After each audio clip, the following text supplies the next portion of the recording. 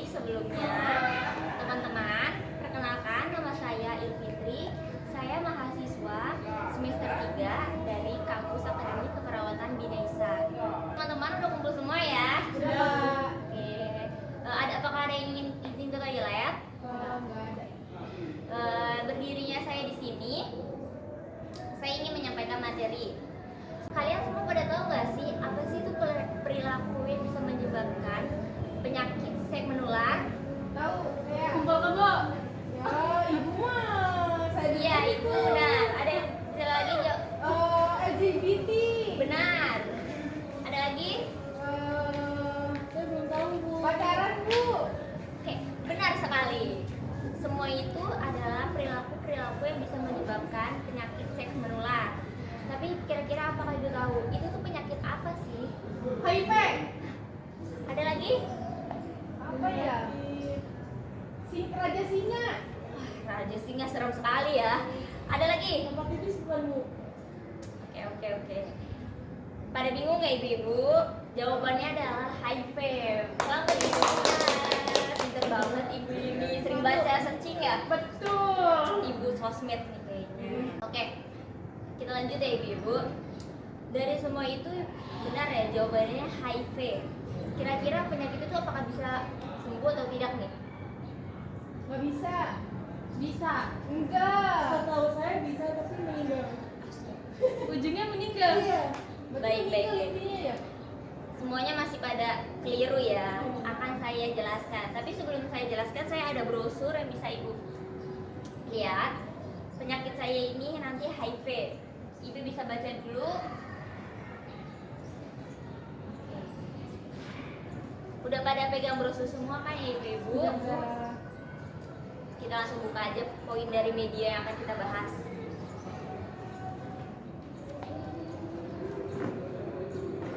Nah, ibu-ibu, poin yang saya akan bahas di sini adalah tentang HIV. Ibu, tujuan saya berdiri di sini, saya ingin menyampaikan materi. Tujuan materi ini agar kakak-kakak semua bisa tahu dan bisa menerapkan di kehidupan masing-masing ya. Sebelumnya itu saya akan menjelaskan materi tentang HIV. Izinkan saya menyampaikan materi 20 menit ke depan. Apakah teman-teman sekalian bersedia mendengarkan? Siapa?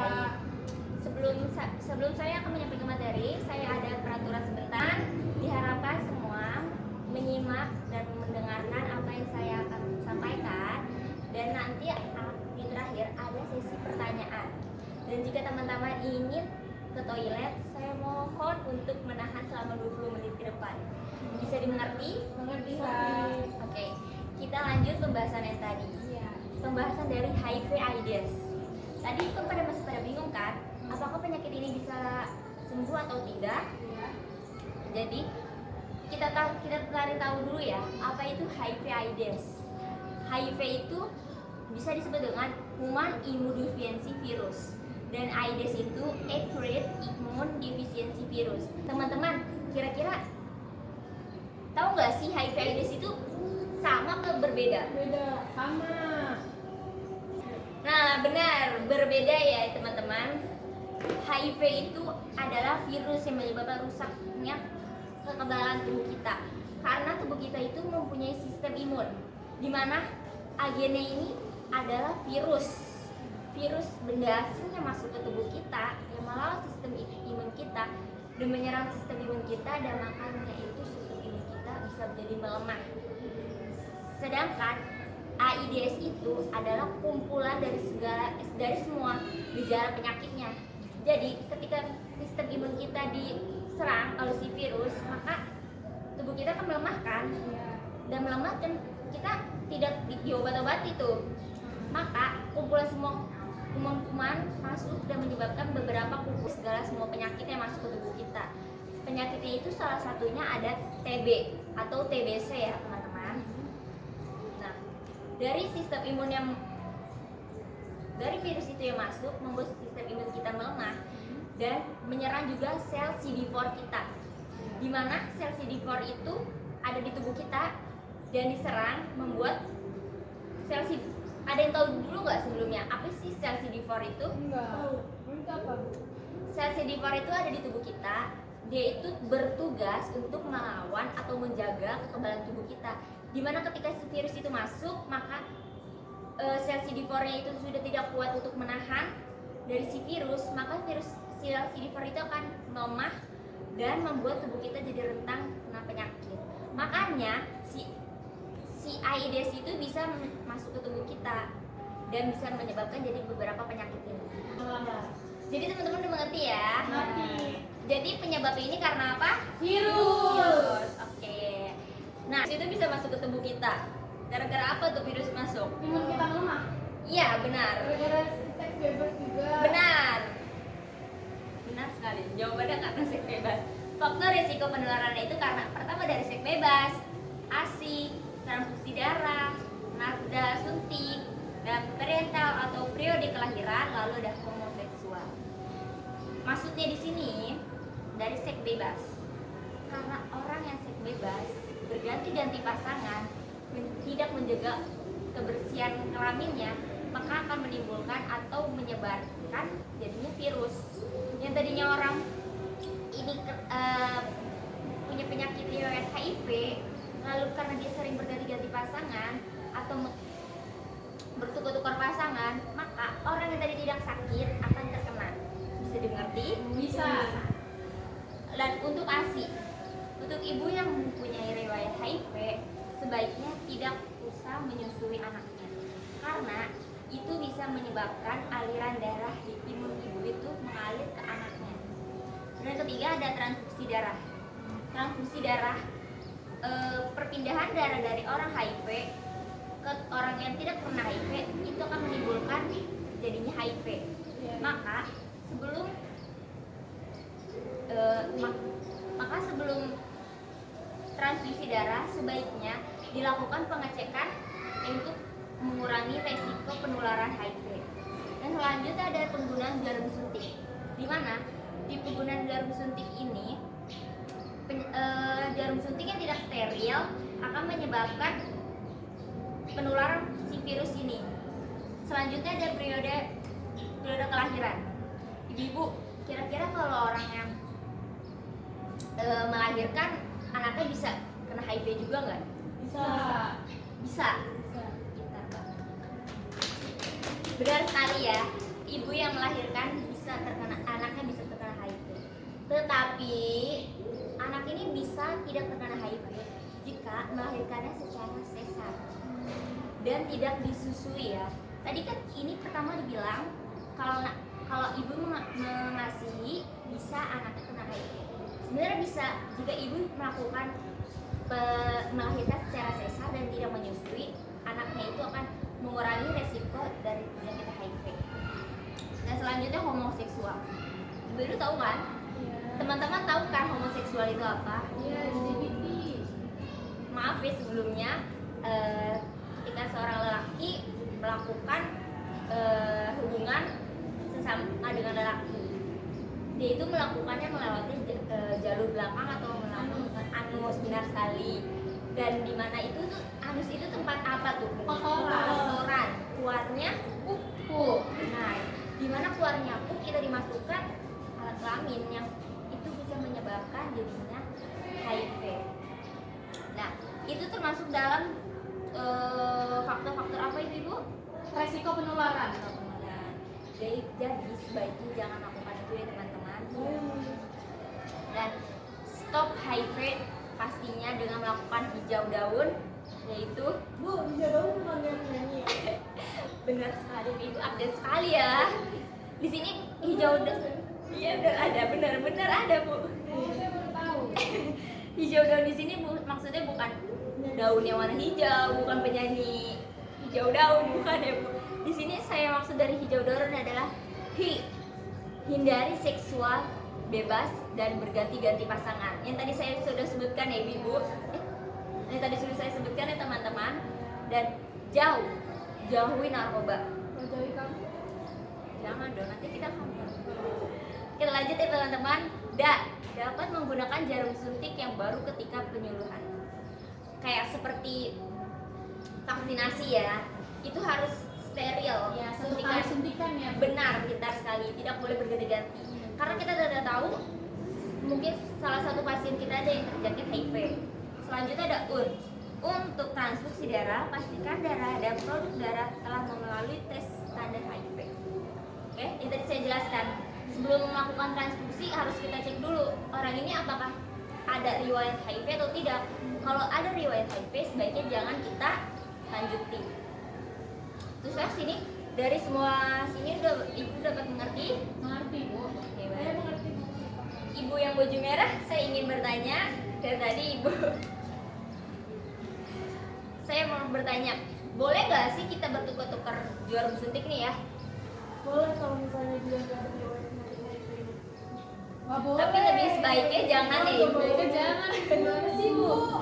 Kita boleh hanya satu jarum suntik aja untuk satu pasien ibu. Selanjutnya kita lanjut ke pengobatan yang dapat dilakukan untuk mengatasi HIV.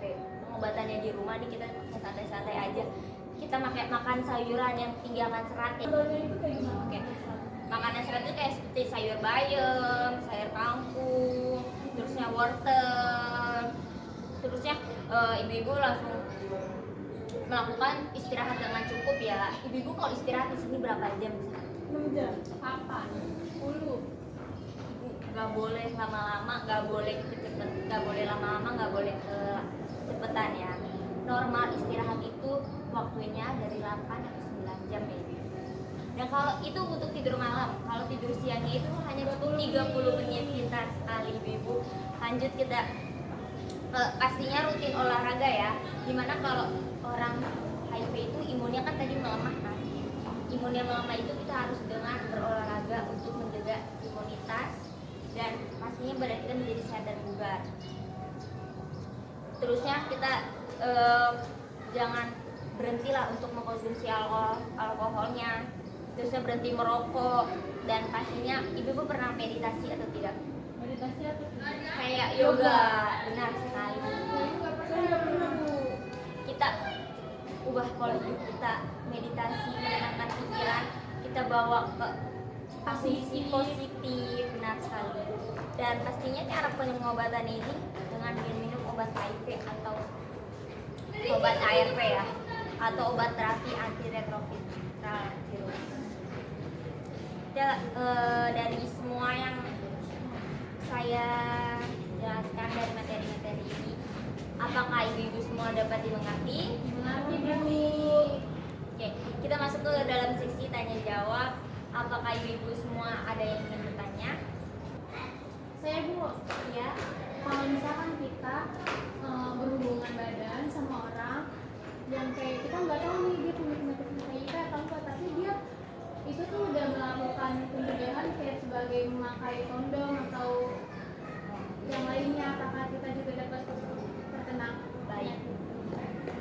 Terima kasih atas pertanyaannya. Kalau boleh saya tahu siapa namanya Ibu? Nama saya Arisa Dwi. Baik, Ibu Ajeng, pertanyaannya. Jadi kalau sudah memakai kondom, apakah bisa terkena HIV atau tidak?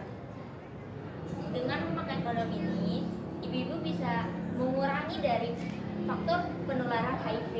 Jadi semoga tidak terkena ya Ibu. Tapi kalau misalkan terkena keringatnya atau yang lain itu terkena juga Tuhan. Oke. Itu tidak ya Ibu, karena faktor penularan HIV/AIDS ini karena dari air mani. Oh. Dari air mani atau dari sperma, dari darah. Kalau dari Jadi liur? air liur tidak. Oke. Jadi intinya itu penularannya itu dari air sperma atau air mani atau dari transfusi darah. Bisa dimengerti? Bisa Saya kasih. Bu, saya mau nanya Bu, kan cara pengobatannya di poster tidak fokus minum obat terapi. Iya, Berarti dia tidak ada obat lagi. nggak ada. Dia cuma terapi obat HRV ini selama seumur hidupnya. Berarti nggak bisa disembuhin. Iya, benar. Tidak bisa disembuhin penyakit ini selama seumur hidup dia ada di tubuhnya dia. Dia cuma bisa meringankan rasa sakitnya itu dengan meminum obat ARV. Kalau dia tidak minum obat ARV atau dia telat meminum obat ARV ini, maka sistem semua gejala penyakit-penyakit ini bisa masuk lagi ke tubuh dia. Jadi intinya itu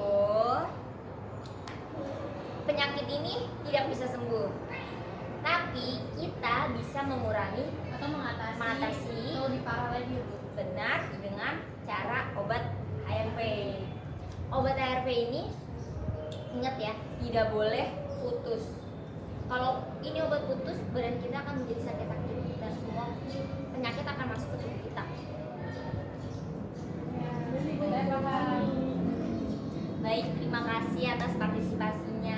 Terima kasih atas pertanyaan-pertanyaan yang cukup bagus, dan saya kasih jempol buat ibu semua yang udah pada aktif ya. Baik, kita sudah ada di ujung dari materi ini. Baik, teman-teman semua udah pada menyimak dan menyimpul. Baik, teman-teman semua udah ada yang menyimak. Apakah ada yang bisa menyimpulkan dari semua materi-materi yang saya berikan? Intinya jangan sakit dari kelas terus ganti-ganti pasangan ya Bu. Terus Jaga pola makan yang benar. Benar. Jaga pergaulan yang benar. Benar sekali. Ya, benar. Semuanya itu cukup benar, dan semoga materi yang saya berikan ini bisa ibu terapkan dan kita semua yang terhindar dari HIV/AIDS. Dan semoga teman-teman sehat selalu dan terhindar dari amin. Terima kasih banyak ya. Terima kasih Bu. sekian dari saya, kurangnya dari saya, baiknya dari Allah semua. Saya ucapkan wassalamualaikum warahmatullahi wabarakatuh. Waalaikumsalam.